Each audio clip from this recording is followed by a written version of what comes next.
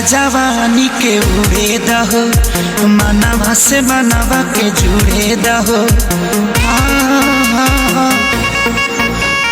छीटा जवानी के उड़े दहो, मनवा से मनवा के जुड़े दहो।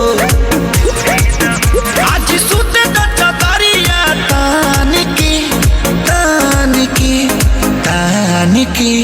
टूट जाए राजा जी, टूट जाए राजा जी पलंग सागवान के, टूट जाए राजा जी पलंग सागवान के।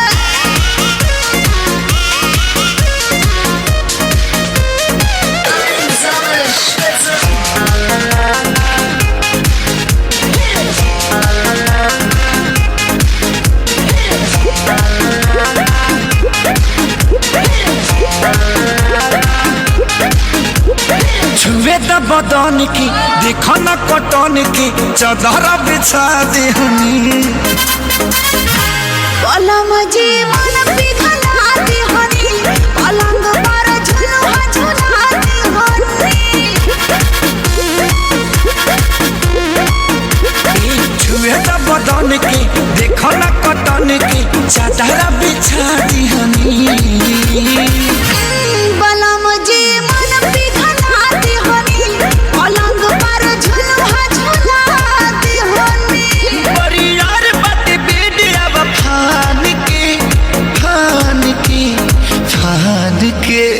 टूट जाए राजा जी, टूट जाए राजा जी पलंग सागवान के, टूट जाए राजा जी पलंग सागवान के।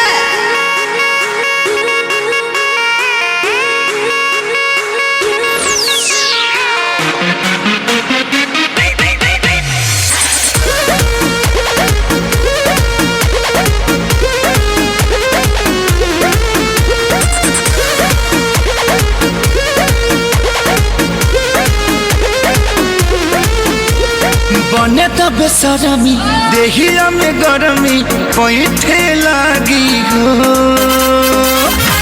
कमरिया ऐठे लागी हो, नस नस बैठे लागी हो।